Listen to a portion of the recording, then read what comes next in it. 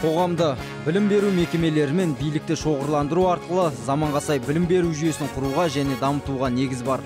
Сапалы білім мен ғылым арқылы дамыған елге айналуға болады. Нұрсұлтан Назарбаев, Қазақстан Республикасының президенті.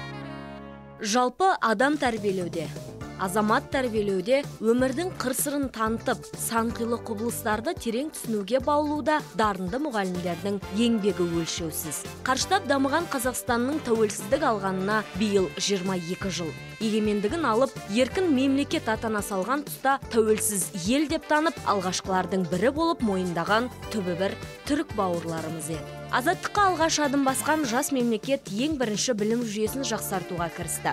Өзге мемлекеттермен терезесі тең болу үшін әлемдік деңгейге сай білім алуды көздеді. Қазақстан Республикасының тұңғыш президенті Нұрсұлтан Әбішұлы Назарбаев пен Түркияның 8-ші президенті Тұрғұт Өзал арасындағы 1992 жылы сәуір айындағы келісімнің негізінде Қазақстанда қазақ-түрік лицейлері ашыла бастады. 1993 жылы Талдықорған қаласында 2 қазақ-түрік лицейі ашылды.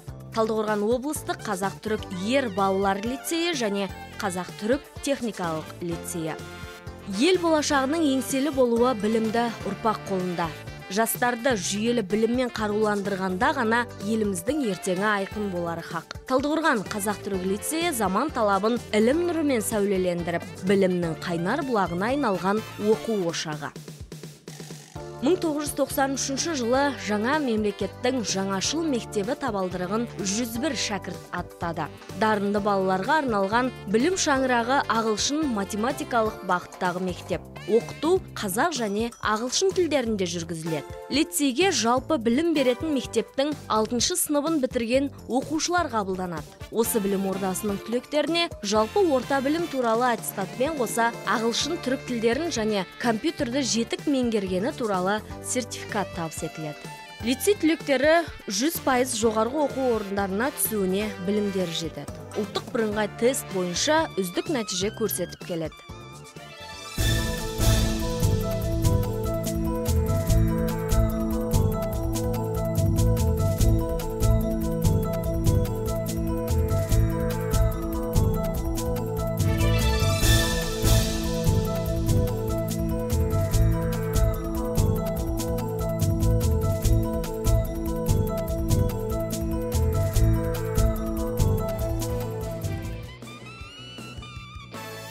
Ұлттық бірыңғай тест бойынша 2009 жылы Қазақстанның 100 үздік мектебі санына кіріп, Қазақстан Республикасының білім және ғылым министрінің алғыс хатына ие болды.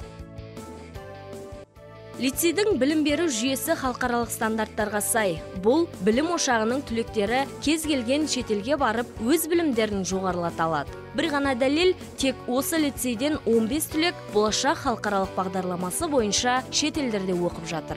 Ал 10 шәкірт Назарбаев университетінің студенті атанды. Лицейде дарынды және қабілетті оқушыларға жол ашу, болашақ ғалымдар мен білікті мамандар тәрбиелеу мақсатын көздейді.